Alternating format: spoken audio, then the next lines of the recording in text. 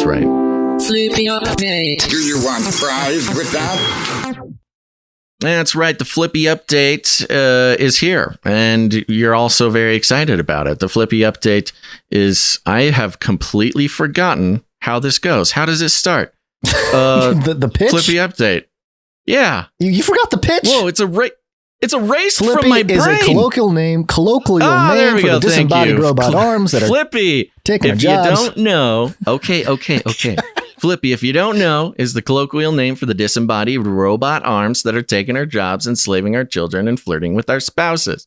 We use talking about Flippy as a way to explore all the new, fun, and exciting ways that robots are taking over the world and how there's nothing we can do about it. Wow, I've said that thousands of times, and it was just erased from my mind. Yeah. Maybe, the same CIA handler doing some who mind control muted my thing. Skype. Yeah, shot me with the Havana gun or something. Right. All right, this one's coming from Newsweek, Newsweek.com. The headline, Deadly War Robot Showcased by Russia is actually a pet dog bot. Oh, weird. Weird. Okay, so remember, Newsweek, as we've learned from the, Harvard.edu mainstream media ownership chart, is more or less just CIA. Yeah, exactly. Yeah. Yeah, it says unclear funding, secret funding of a major corporate news media outlet. Okay, yeah, totally fine, totally legit. Spun off from International Business Times, famous CIA intelligence agency outlet, propaganda outlet. So yes, this is from the U.S. government would like us to read this headline. Deadly war robot showcased by Russia is actually a pet robot dog. And it goes like this. There's a little video here. It's kind of fun. A new Russian RPG launching robot is in fact a modified Chinese home dog bot, according to an investigation. An investigation, Gons. The M81 robot dog, which is armed with an RPG-26 rocket launcher, was displayed at the Army 2022 International Military Technical Forum, a major arms fair in Moscow this week. Video of the dog walking, sitting down, and standing up went viral on social media after being published by Russian news agency RIA Novosti. Reposted on Twitter by Rob Lee, an expert on the Russian military at the Foreign Policy Research Institute, a U.S. think tank. Yeah, it received. you have an American. Oh, I guess maybe not an American. You have an academician tweeting about a robot dog. It received more than 500,000 views and 1,900 retweets. However, according to The Insider, an online newspaper that specializes in exposing fake news in the Russian media. Really? That's your specialization, exposing fake news in Russian media? The robot dog is a modified Go 1 bot made by the Chinese company Unitree Robotics. Go which 1 is or Goy? Oh, that's funny. Yeah. It's the number one. Mm-hmm. Go, the number one Goy bot, which is essentially a toy. Quote, despite the fact that at the representation, the robot was wrapped in a black costume, thanks to its appearance, the M81 complex was easily recognized as the Go 1 bot made by the Chinese company Unitree Robotics by the octagonal shape of its head and by the front cameras, which could be seen through the cover. Looks like a ninja. End quote. Yeah, a little ninja robot dog. The Goy bot has been available on sale now for over a year in 2 variants, costing between $2,700 and $3,500. The M81 robot dog was produced by Intellect Machines, JSC, at St. Petersburg-based company headed by Alexei Aristov. In a Telegram post, its designers commented, quote, this is a sample of the M81 robotic system capable of conducting aimed shooting and transporting weapons. And for civilian purposes, it can be used in an emergency zone for reconnaissance, passage through rubble, and delivery of medicines. Quote, when used in combat, the robotic dog can also be engaged in target designation, patrolling, and security. According to its manufacturers, Goibot can carry a maximum weight of 3 kilograms. That's 6.6 pounds. That's not very much.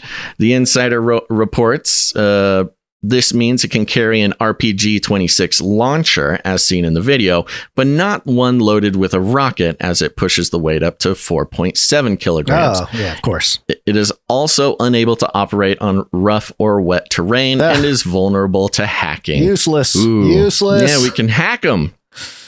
Speaking at the Arms Fair on Monday, President Vladimir Putin said Russia has weapons that are, quote, decades ahead of their foreign counterparts.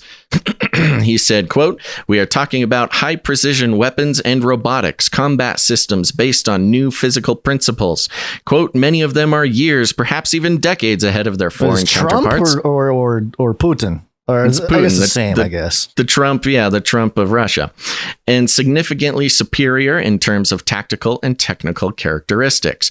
Putin said last month that the Russian Navy, and then it goes on to other stuff.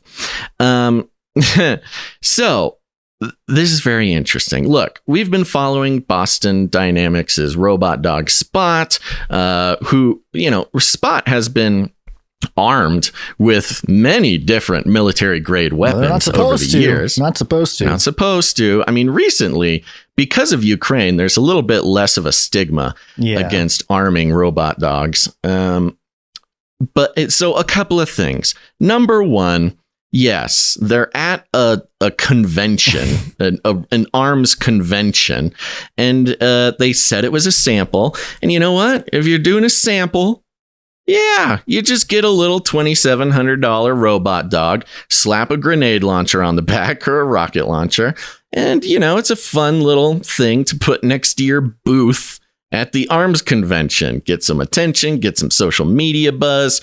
Okay.